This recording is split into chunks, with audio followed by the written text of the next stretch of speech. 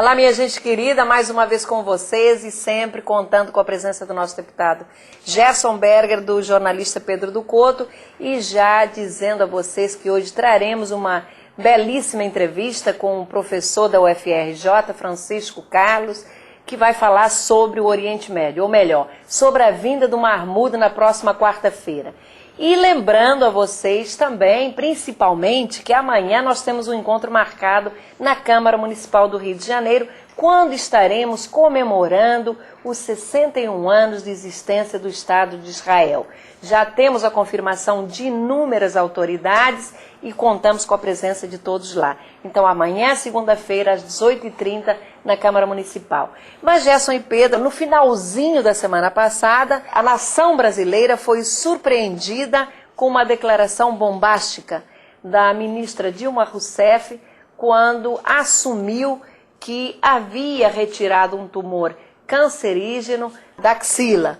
E o que eu estranhei é que ela demorou 30 dias para fazer essa declaração. Muitos acham que foi um ato de extrema coragem da ministra, mas na minha avaliação acho que ela não tinha outra saída, já que na véspera a Folha de São Paulo havia divulgado que ela estava em tratamento. O presidente Lula chegou a usar um palanque para fazer apelo aos eleitores pedindo que orassem pela ministra. Um extremo absurdo no momento que nós imaginamos fosse de dor, ele confundir religião com política, com doença. Vimos também o superpoder do José Dirceu, que apesar de cassado, afastado da política, veio ao Rio de Janeiro apelar para o governador Sérgio Cabral para que ele fizesse uma declaração manifestando seu apoio a Dilma Rousseff como candidata à presidência da República, já que havia todo o movimento e chegou a se aventar a possibilidade de Sérgio Cabral ser o futuro candidato a presidente da República. Pedro e Gerson, eu quero ouvir os dois. Ô Tereza, o Lula pegou a Dilma e levou-a para um palanque para fazer campanha por ela para a presidência, não ligando para mais nada. E ainda pediu para que todos orassem por ela, querendo canonizá-la, dizendo: brasileiros, vocês vão ter como presidente do Brasil uma santa. O fato é que o Lula usou a Dilma, a sua doença, para fazer a campanha dela para a presidência da República. Está absolutamente claro. Gerson, Tereza, vocês têm razão. Foi um lance político infeliz do presidente da República, porque a questão tem duas faces. Uma é que todo mundo sabe que a ministra Dilma Rousseff é a candidata dele à sucessão de 2010. Até aí, tudo perfeito. A outra é usar a doença como argumento eleitoral. Não creio que dê resultado positivo.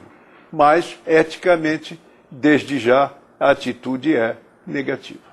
Gerson e Pedro, eu só me pergunto onde está o TSE que não vê essa campanha antecipada e aberta da candidata Dilma Rousseff. Mas, minha gente, nós hoje não poderíamos deixar de abordar um assunto que está trazendo pânico à população brasileira e à população mundial, que é essa gripe suína que tem se manifestado principalmente nos... É isso, Pedro e Gerson, mas nós vamos passar para um outro assunto que já foi abordado na semana passada pelo nosso deputado Gerson Berger, que é a chegada do presidente do Irã, o Mahmoud Ahmadinejad, na próxima quarta-feira, dia 6, o que é lamentável. E nós trazemos, especialmente para o nosso programa, para falar sobre essa vinda ao Brasil, o professor Francisco Carlos Teixeira, da UFRJ, convidado do nosso deputado Gerson Berger. É um grande prazer para mim estar ao lado do professor Francisco Carlos. Nós nos conhecemos há muitos anos. Ele se juntou a nós no trabalho que estávamos fazendo pela criação do memorial em homenagem às vítimas do Holocausto nazista. Espero que em breve nós consigamos realizar esse sonho dourado, muito justo, que já existe em muitos países. Professor, como o senhor viu o acontecimento na reunião que se passou na Suíça em que o presidente Mahmoud do Irã atacou os judeus, chamando o Estado de Israel de ligado ao racismo, negando o Holocausto, negando o Estado de Israel, e que provocou, inclusive, a saída de diplomatas do mundo em protesto e a permanência incrível da delegação do Brasil que assistiu todo este lance.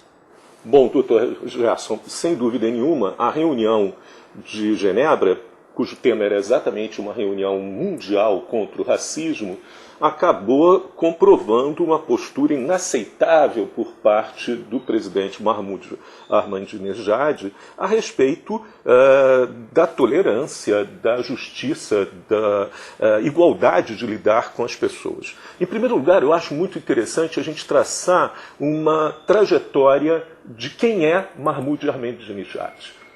Ele é um engenheiro formado em universidades iranianas. Desde cedo ele teve uma filiação muito grande aos grupos mais radicais, no sentido de mais teológicos e mais anti-ocidentais e antidemocráticos da Revolução Iraniana. Durante a guerra Irã-Iraque, ele entrou no serviço secreto iraniano, a temível Vassak, e acabou sendo responsável pela supressão dos dissidentes ao regime. Durante o governo de Ahmadinejad, no Irã, as execuções públicas vexaminosas de dissidentes, e inclusive de homossexuais, têm se multiplicado enormemente, o que mostra muito o caráter muito similar de antissemitismo, antiliberalismo. A posição brasileira na conferência em Genebra, em primeiro lugar, o governo brasileiro achou que, ficando presente, teria a influenciar, a moderar o discurso do presidente do Irã. É uma total inocência, no mínimo. Em segundo lugar, o governo brasileiro, e agora particularmente na crise econômica, está profundamente interessado em aumentar a sua pauta de exportações e acaba colocando esses objetivos muito materiais, muito imediatos, acima de uma questão maior. Os regimes, as organizações, as pessoas que negam a existência do Holocausto estão, sem dúvida nenhuma, comprometidas com uma versão, no mínimo, totalitária e desumana da história. Eu queria agradecer ao professor por ter vindo, atendendo meu convite. Precisamos dele para que ele dê para nós os ensinamentos que possui da história desse mundo, com tanta gente sofrida, passando fome. E agora aparece um Mahmoud para pregar ódio, desavença na humanidade. E no próximo domingo, às 12 horas, nós temos um encontro marcado novamente aqui na CNT. Não é isso, Gerson? Venham todos!